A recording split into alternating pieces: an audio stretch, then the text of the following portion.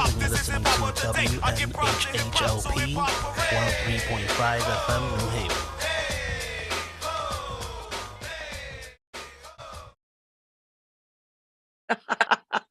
Hip hop hooray! Ho! Hey! Ho! Hip hip hip hop hooray!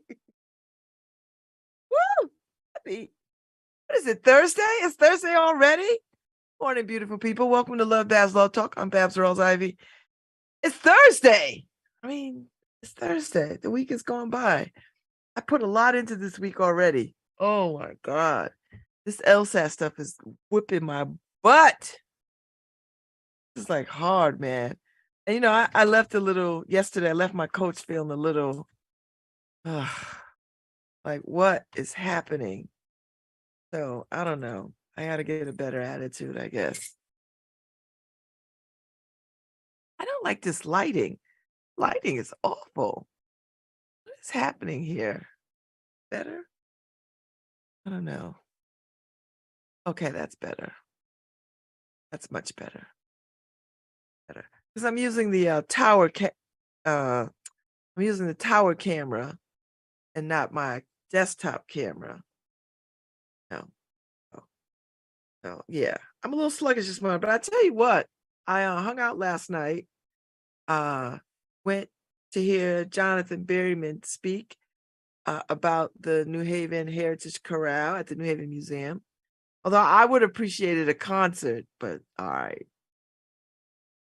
But it was nice. It was nice to hear him speak so lovingly about the New Haven Chorale. And it was a nice turnout. And then I was gonna head to Ordinary Friends, but they got a little tired, and so they went on home. And so I realized last night there was the Yale Jazz Ensemble spring concert. So I went to that, popped by, caught the last half hour of that, where they were swinging under Wayne Escoffery, who, he's such a beautiful looking man and hella talented. So anyway, I popped in there and I caught the last set of that. And it's just what my spirit needed. Some good swinging jazz. I just needed it. So it was good. I mean, it was just good. So and it was free. And it was, it's their spring concert. They have to do all kinds of stuff for grades and stuff. But it was such a great concert, and they had a full-on band, right? So they were swinging. They had a young sister on bass, cello, and another young lady singing, and all kinds of horn section and a guitar. I mean, it was great. I enjoyed it very much. Like, I really enjoyed it. It's just what my spirit needed, because I was just feeling, this LSAT just got me on the ropes, and I just feel, I just got to dig in a little deeper, I guess. That's how I'm gonna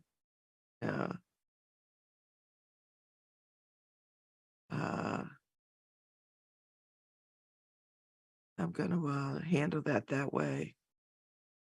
And that's it. I'm gonna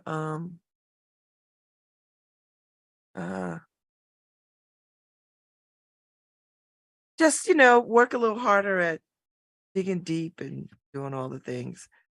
I think I'm in a strange place these days. So much is happening, so much is changing, and I'm sort of trying to go with the flow of how things are and not wishing for things to be another kind of way. So it's a little challenging. Things that were true last year are not true this year. All the relationships are shifting. Is on some level very nice, and on some levels painful. But I mean, that's just the way love goes. So I think I'm gonna pop in to see Ione tonight at the Lily Pad at Toads. Might be able to get a tight hour and a half. I'm thinking about it. Not a bad idea.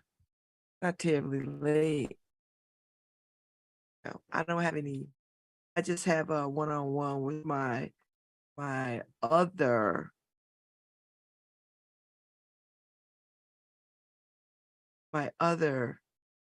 LSAT coach. That's at 4 over some games. Tonight is Black Trivia night at the Afro AM Center. I don't feel like doing that tonight. So we'll see. Maybe I don't know. Maybe I will. It could happen. It's only 9 o'clock. So we'll see. See if I can make that happen. Otherwise,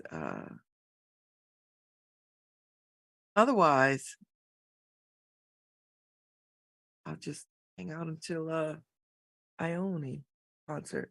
We'll see. I mean, you know, everything doesn't have to be programmed to the minute. Anyway, I'm sure Paul is out there on word on the street somewhere looking for some unsuspecting New Haven person to get the word on the street. That's so 1970s. I love it. What's the word on the street, my brother? What's the word on the street, Queen? We'll play. We'll just see what happens. We'll just see what happens. I didn't watch any TV. Did I watch TV last night? What did I watch? I think TV kind of watched me. By the time I got home, I know I turned on something. I watched a little bit of Abbott Elementary, which is such a charming little show. It really is a charming show. So I watched a little bit of that.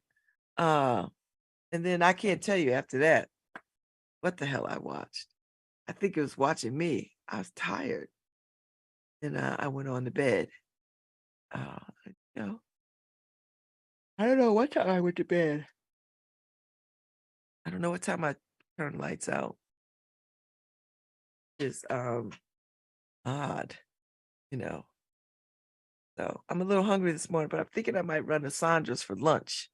That's the idea, you know, to run to Sandra's for lunch and get some soul food in my system. You know. So that's a real possibility for that. See what happens. You know, they get busy over there, particularly. I mean, there's no time when they're not busy. So I'm thinking I might get over there for lunch. Do lunch. Other than that, I haven't been to the bookstore, so maybe I'll roll over to the bookstore, catch some of that. Uh,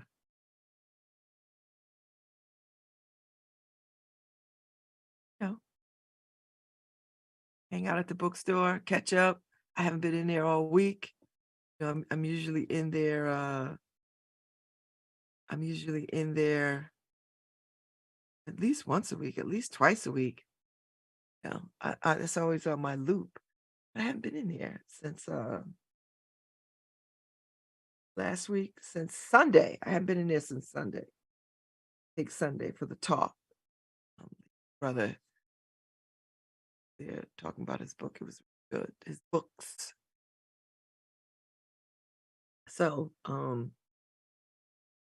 happy birthday to my friend Tommy Brown in San Francisco, who I know he is not up listening to me, but happy birthday. I sent him a YouTube orchestral happy birthday from Berlin, which he is not German, of German descent, but it was just such an over the top. It was such an over the top happy birthday song done by an orchestra that I just love sending it. So I sent that to him this morning. And then of course Facebook. And it's the 1-year anniversary of my my dear friends who lost their child. I can't believe it's been a year. I cannot. They live in Ohio. He was in a car accident. And I guess the weather was bad, and Oh, I don't know if the weather was bad, but somebody blew past stop sign. I don't know if they blew past the stop sign or somebody else blew past the stop sign, but anyway, he was killed. And he was the apple of her eye, you know. I mean, I think all our children are, you know. But it's just such a violent, painful way to lose your child, and she has not been the same since. So I think of them often. I just want them to know, thinking about them.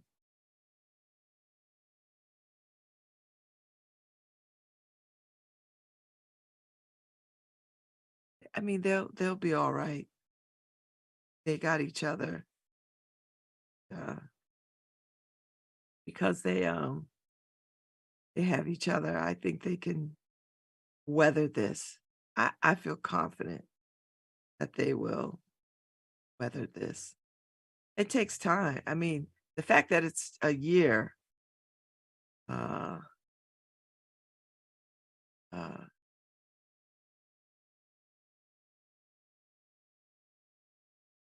says that it just seems so much long ago. Way I'm holding first family uh, in my prayers. I think about them on the day, and I just want them to know that. So anyway, uh, that's what I got this morning. Anru's coming on at 10:15 because you know we have to catch up uh, to our ancestors through Orishas. So we're going to now talk about whatever he wants to talk about, and uh,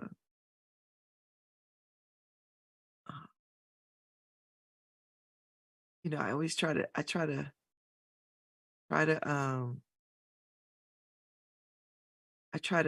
provide a little bit of guidance, particularly things that are, you know, troubling to me that I want to delve into.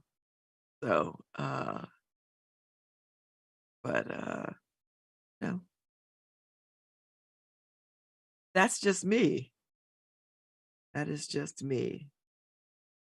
So, my camera's still doing crazy stuff, but there's not much I could do about that. So I'm just gonna leave it be.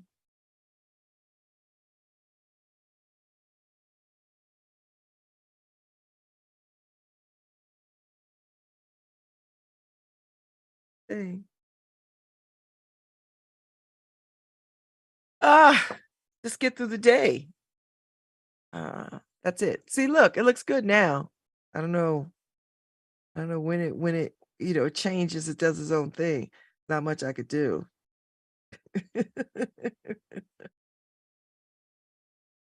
Not much I could do. Uh, so okay, let me focus. This is my time to be on air and to use this time wisely. Give good cheer. Bring some parting, empowering words. I got nothing. I'm not gonna say I think the world is trash. I'm not. I'm not gonna say that. I'm just gonna say, uh, I'm just gonna say, listen, all do the very best, be the best humans that we could be. Uh, you know, I tell you what, I was watching the news, and I guess the former mayor who was locked up in Waterbury, Giordano, I think that's his name. You know, he was having sexually assaulted little girls. They were like 10 and 8. Now they're grown ups. And so they had them on News Channel 8 the other night talking about what is happening, what has happened to them, and where they are today. And It's just painful to watch. I find News Channel 8 to be a bit exploitive in the way that they approach things. I think they approach things because for them it's about ratings. I want people to watch our news, so let's find the most exploitive thing that will draw, you know, uh, let's find the most exploiting thing that we can grab people to come to our site, to our station. Now, that's how I feel. That's how I think about it. There's a way to sort of catch up with people and follow their story without it being so, I don't know. It just felt so distasteful to me. And so, I don't know, just so charged, you know. I don't know. I think they could have just did some more with having a therapist there to help process some of that. They have every right to tell this story, and what has happened to them was horrendous. And their aunt, I hope she's in jail or whatever. I don't know. I don't ever know what happened to her, to the aunt who set them up, who pretty much sold them, pimped them to the guy. And you know, every time I think about a man with a child like that, just makes me want to throw up. There's a lot of men out there who lean toward harming children. There's organizations out there who think it should be okay for grown men to be with boys, and there are some laws in some states that say that, girls can marry at, 13 years old and all this other kind of mess. And I don't know why we think so little of children. I don't know why we think children could make decisions that adults don't even make well. You know, children can't consent, and they just can't. And people can say whatever they want. And I've heard all the arguments known to man about, well, she looked, she this, she that. Um, I I don't know about you, but I know children when I see children. I know children when I have conversations with children. I mean, that's just not hard. I don't care how much makeup, eyeliner, Gucci clothes you put on. I know children when I see them. And when I talk to children, I know children when I hear them. So I don't understand why grown ass men don't understand that. Same with grown women too. Like, there's teachers that are continuously having sex with kids in their class, 13-year-old boys and 14-year-old boys. I'm like, eek. But that's not what I want to talk about today. I dare say. I just find that whole stuff exploitive and egregious. And although I, like a lot of people, probably was glad to sort of see them and hear them.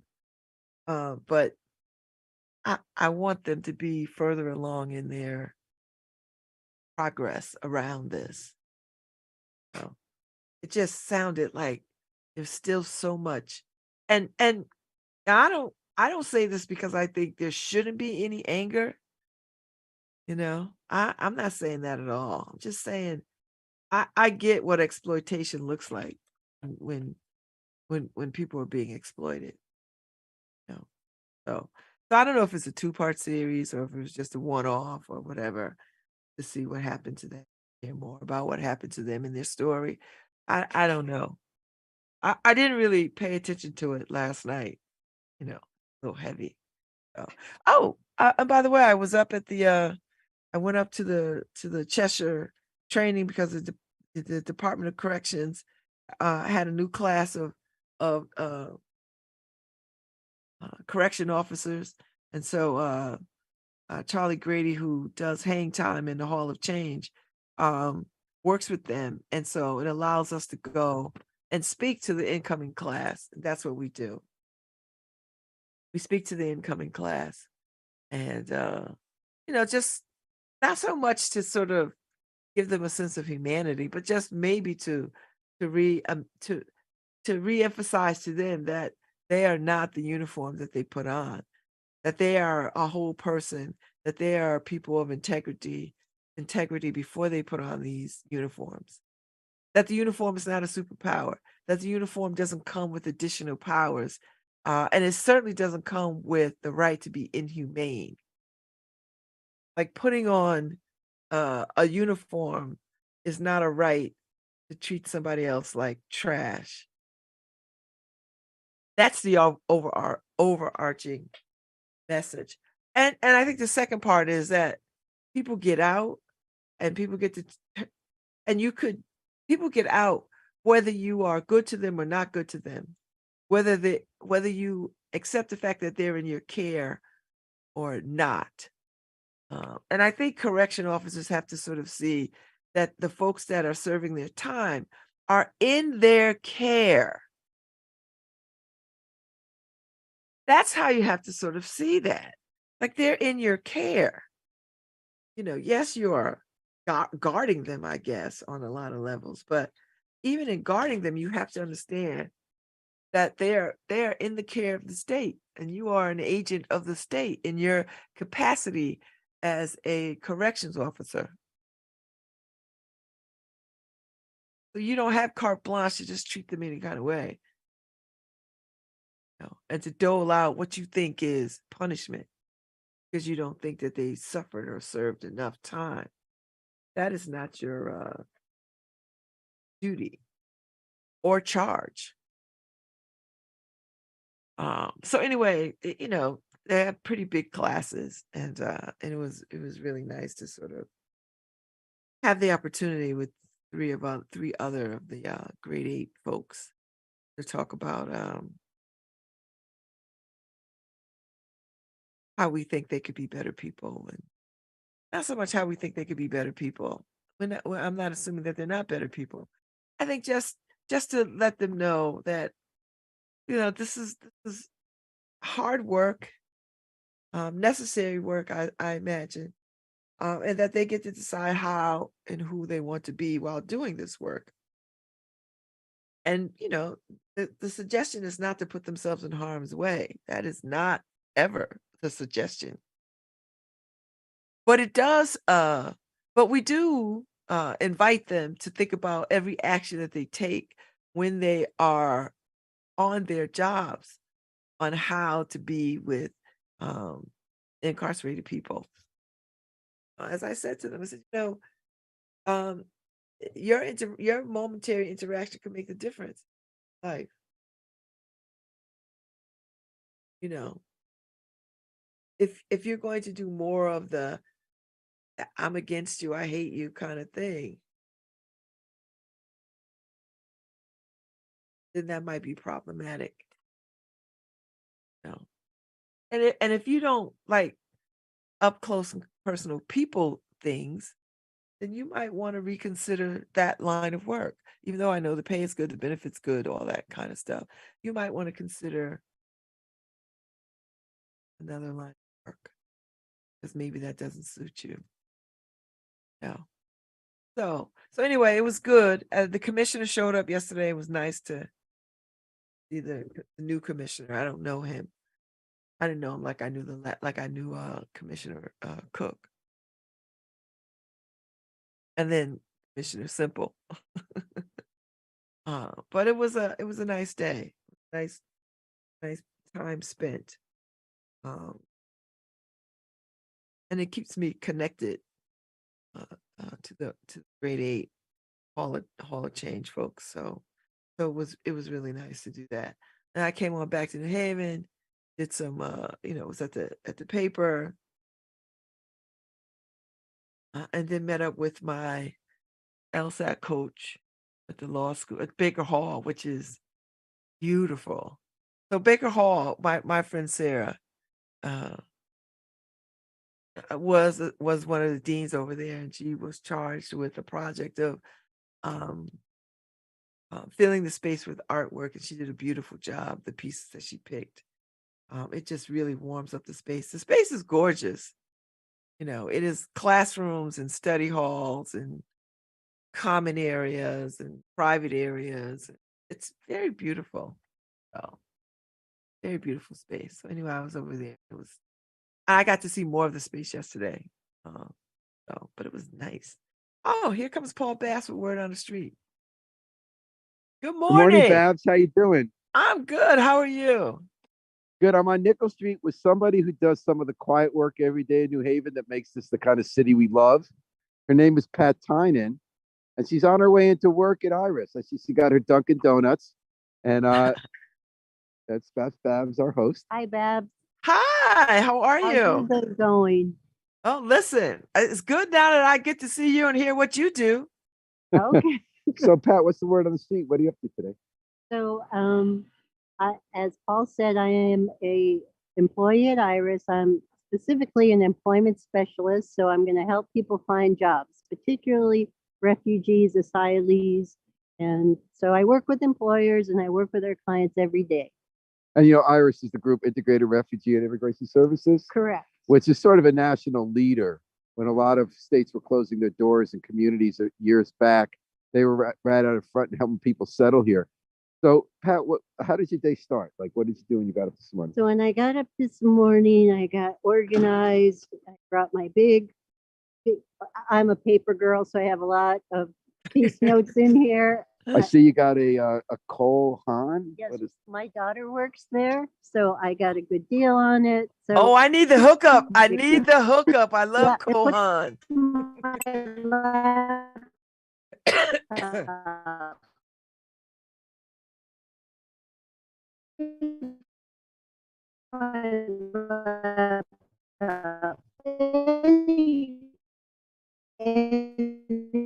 Okay, Paul, I think your connection is bad.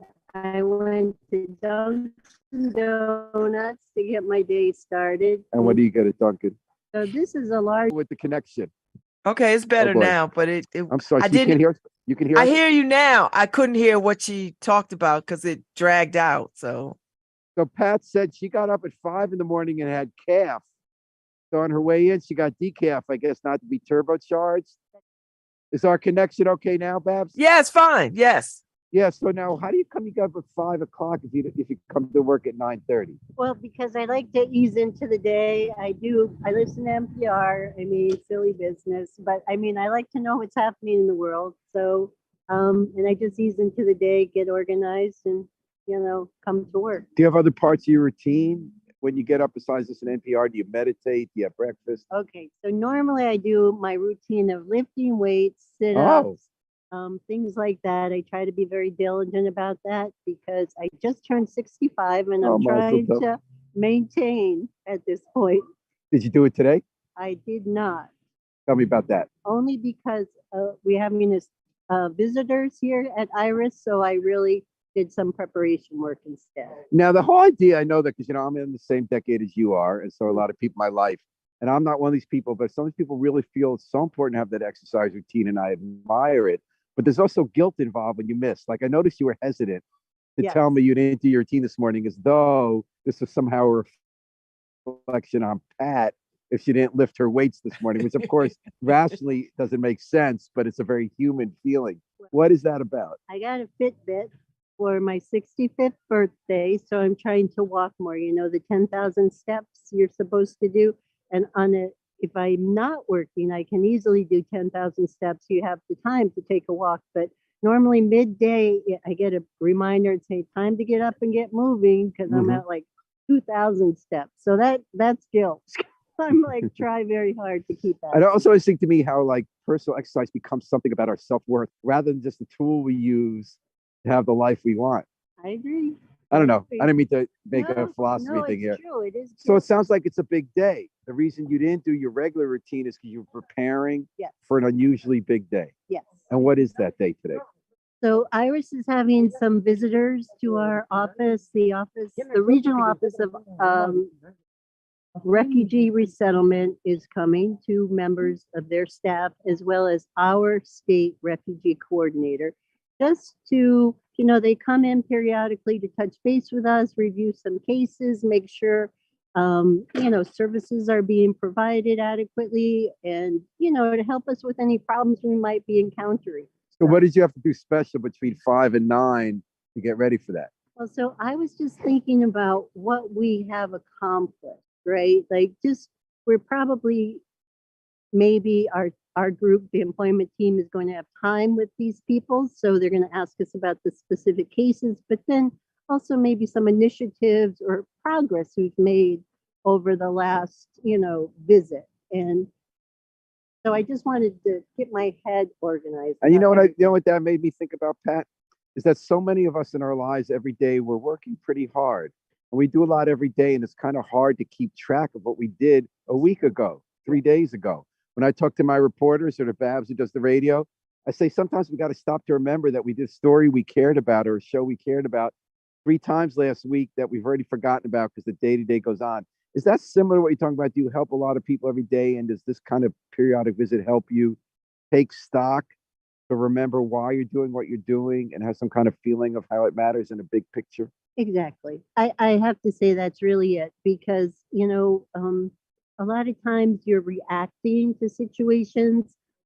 This gives us a retrospective on exactly what we've done, who we've helped, how we've helped them, how it's changed individual lives. And did you think of any story this morning because you had that time before the world got crazy, as it does every day when we start? Was there something you thought of this morning because you had the time to reflect that you're going to bring into that meeting today? Oh, quite a bit of things, but Like a specific? you know, for example, Havenly. Are you familiar with Mhm. Havenly? Havenly recently had an information session and interviews for their program, and their program is designed to help women learn culinary skills as well as English and computer skills in a fellowship type of thing. The clients are paid $15 an hour. So it's really an excellent pathway for women, number one, who don't have English. They don't have to have English to do this program, to gain the skills, to gain English. And anyway, the point is, they made their decision, and Iris had 5 clients accepted. Oh, into this program? Yes. What countries are they from? Who was accepted? Afghanistan, Democratic Republic of Congo. We had 2 people, 2 women. Afghanistan, I want to say there's somebody else from. Can I remind our listeners what that is? So Havenly's that place on Temple Street. Correct. It's a restaurant, which is really good, by the way. We go there, a lot of Middle Eastern food. But it's also a place where refugees who are coming to New Haven get a chance to develop careers. As Pat said, they get paid to learn how to, they work there, they make food, they learn how to go into the food business, but also how to go into business and how to you know, operate. I think they also get accounting help and things like that. Yep, And financial literacy. So Pat, your job is to help people find jobs. Yes. So what do you do on a typical day if it weren't today? So obviously we know who needs jobs. We have a running list. We call it our virtual whiteboard. It used to be a real whiteboard, but now it was virtual. But anyway, so we know who needs a job, and we know specifically about the individual what their needs are. Like, do they have English? Do they drive? Do they are they more advanced? So we try to find jobs that meet our clients. So you spend a day talking to refugees who are here and then talking to people who might hire them. Correct. That's it in a nutshell. And what's your title? Employment specialist. And how many people at a time are you working with? Oh gosh, it depends. It can be. I mean, it's a significant number. I mean, it's not just me. We're a team. We have a team of about 5 people, and we all, you know, try. So how many? Like, are you working with dozens at a time? Yes. And how many people a year does Iris deal with? That's a number I don't know. I can get to me later. It's okay. Yeah. Babz, do you have any questions for Pat Tynan? No, I appreciate the work that. Oh, I do have a question. So when you work with employers, how open are they to your discussions about hiring refugees? We have good relationships with several employers in the New Haven area. So I would say, for the most part, employers are open to working with refugees. the thing is, what becomes what we call a barrier, if you will, is English language learning. But we partner very closely with New Haven Adult Ed to make sure our clients are enrolled in English class. And we have other programs here as So well. English is the big barrier. I would say English is the biggest barrier, and we are trying to encourage our clients to learn English. Gets you ready for this meeting. And by the way, do you usually get calf if it weren't a day like I today? Is that because you haven't had calf at home yet? That's correct. Did you get up earlier than usual today to prepare for this big meeting? 5 o'clock is basically my earliest. Okay. So what time do you usually get up? Oh, 5 o'clock. Oh, you do? Okay. Yeah. And just quickly, can you give me an example of a few people you've in the past months gotten jobs where with your team? Like not the name of the person, but a person from such and such country got a job doing what at what employer? So we have several clients from Afghanistan that were hired at Fosdick, and they're located in Wallingford, but there's a direct bus. Transportation could be the other barrier. What is Fosdick? Fosdick is a company that does, I believe, I'm not sure what they do, medical supplies or some type So it's of, manufacturing? yes, but they are doing shipping, picking Oh. and packing. So, and English is, advanced English is not required. So they do require English, but it's not required advanced. Medtronics is another company work well with, have quite a few clients there. Chabasso Bakery is a big, Well, they're famous for helping refugees and immigrants yep, come yep, into New Haven. yes. All right. So Babz, Wait, I I'm have sorry. to say one last story because we're signing off now, Babz. So Paul approached me on the street and he identified himself, and he has already done tremendous work for us. So a few months ago, maybe, I approached him if he would have an informational interview for one of our clients who was interested in journalism. He readily said yes. He met with this client. They had a lovely conversation, and I really couldn't be more grateful. Paul just did it out of the goodness of his heart, and he really made a difference in this individual's life. Well, that's very sweet, Pat. Just so you know, I think Irish team is one of the most incredible heroes in New Haven. I love living in New Haven because of places like Iris. When Mike Pence was the governor of Indiana and he stopped that plane load of refugees from coming in, Dan Malloy, the governor, immediately said, we got a place for him. And within hours, he was with Iris in New Haven, bringing them in. And it wasn't just a photo op. It's because we had such a network and been doing this for so many years. And they list, Pat just told story, but she lists thousands of people like me who they find some way to help because we care about being an open and loving place and having a vibrant community where so many different kinds of people could thrive. End of sermon. I'm going to let Babz get back to radio. Bye, Babz. Have a nice day. Oh, it's so nice to meet you. And Nice to meet you. I am so in awe of the work that you do, and whatever we could do over here, we support you. But we have a good team and a good town to work in. So we have a good day too. Well, this is Pat and Paul signing off for LoveBabz, LoveTalk, WNHH New Haven's home for community radio. Thank you. See, this is why I live here too. I love a city that I live in that does not turn people away, does not other people, does not treat people like trash. What we say is come and let us figure out ways to sort of make your living here be purposeful and enjoyable and humane. See, that's the thing for me, to treat people humanely. I don't know what it's like to go someplace and not speak the language, not know anybody. I don't know what that's like to uproot my life that way. I know what it is like to travel to other countries and not speak the language, but that's my choice, right? I'm being a tourist. I got money in my pocket. I'm not fleeing anywhere. I'm going to enjoy something. These folks are fleeing persecution, drama, political upheaval, civil unrest. So they come here with what we say we promise people: opportunity. They come for opportunity. They come for opportunity and a better way of life, not just for themselves, but for their children and family. And they believe that that coming to these shores, is a way to create a better life. And they come with all the richness of their culture and their heritage, which makes us better. When people bring their culture and their heritage to us, it makes us better. I don't. Americans are a people of all kinds of people. That is our strength. It is not a weakness. So trying to hold on to white supremacy and this notion of just whiteness, it's just the most ridiculous, crazy thing. So I love living in a city where we open our arms and our hearts and make ways for people to sustain themselves. It's not easy. I don't say that to say it's easy, because I know it's hard. I know it is. But I am grateful for people like Iris who stay who stay doing that good work. Stay doing that good work. I appreciate it greatly. I really do. So God bless them.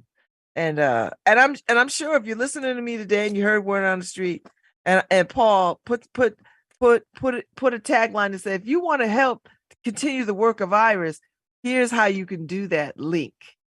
Like put that in the story too, so that people can, I mean, that's if that's what we can do to help them, then that's what we should do. Like that's what we should do. If we can help them that way, then let's do that. Because, we want people to feel welcomed. I know I do. I don't know about you, but I know I do. And I love all these folks that sort of come here and are amazing. Come here and are amazing. So that was good, Paul. That was good. That was very uplifting. I'm a 5:00 a.m. girl too. Oh, I'm up studying though. I need to, and she's right. I need to get into my system too. Like I need to get up in the morning and work out. And I got enough tools too. Let me tell you, I've got tools. Am I using them? No. But I said I'm going to change all that. And every day I get the opportunity. Every day is a gift to make the changes that I need every day. Like I didn't do it this morning, but I got tomorrow morning. So that I have opportunity. I don't know why I'm not doing what I should be doing, but let me get into it. Let me get into it. Just let me get into it. So, but I think Harry had said something a while back. He's like, yeah, we toy with the idea, we turn it over. And then the next thing you know, boom, once we into it, we into it. Once we put the plan in motion, it's in motion. So I think that's where I'm at. Like once I get to do, I'm all in. So that's how I'm rolling. I have so many irons in the fire. I don't even and I don't say that because I'm not one of these people that I have to be doing things. Like I have to stack my life with stuff. No, I'm not. I could easily not do a damn thing. I could not do anything and just sit on my porch when the weather is nice and read. I don't have to be on anybody's board. I don't have to do anything. But because my interests are far, wide, and varied, that I choose to do these things. And I feel like some of them are obligatory because I feel so strongly about this. I feel so strongly about a life of service. And to whom much is given, much is required. I believe that in my core. So I operate from that place. So when people are like, oh, I don't know how you do it. And I swear to you, all I want to say back to you is, I don't know how you don't. But, then that starts a bar fight.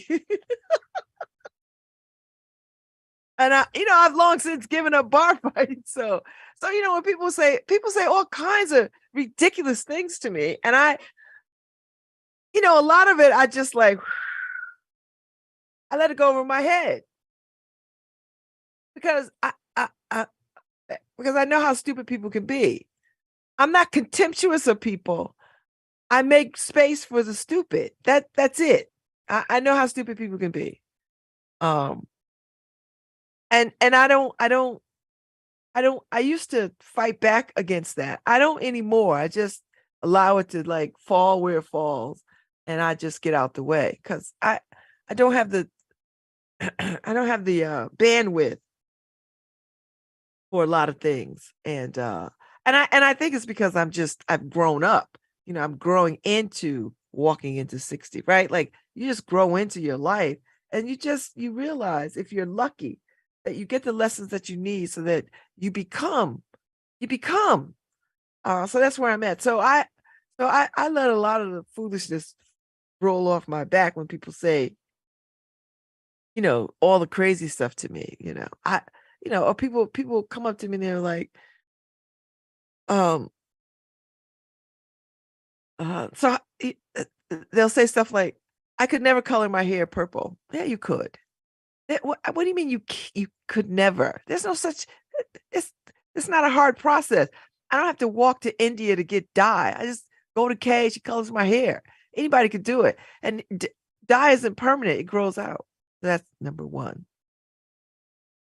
Number two,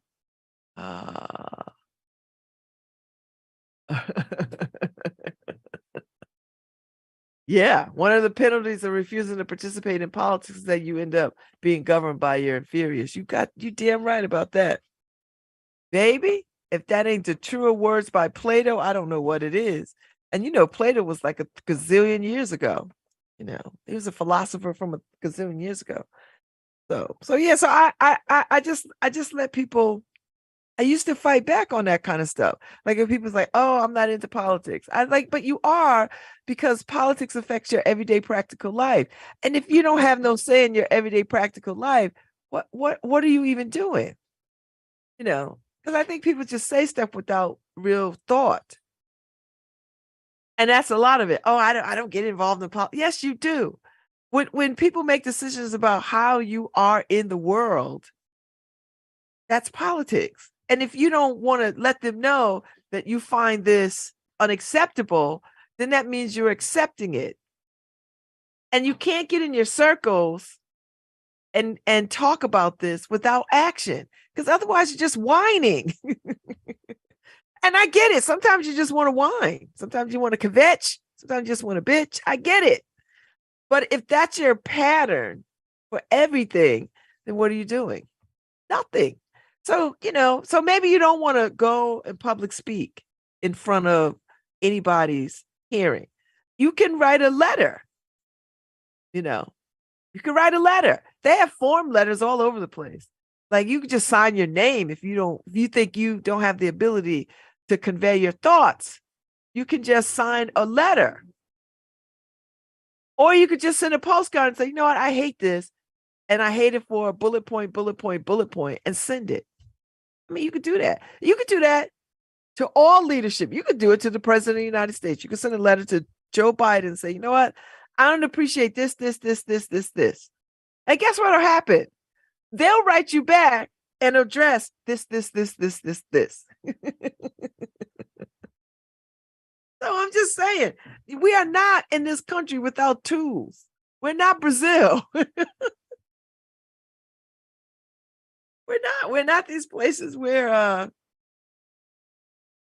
you cannot question. We're not Russia. We're not North Korea. We're not China. We're not these places where if you say something, your whole family is disappeared. We're not that country. You could stand outside all day with a sign saying, I hate X. And you won't get arrested. You won't get taken away in the middle of the night. Nothing will happen to you. You might get more people who will stand with you and say, you know what, I hate X too.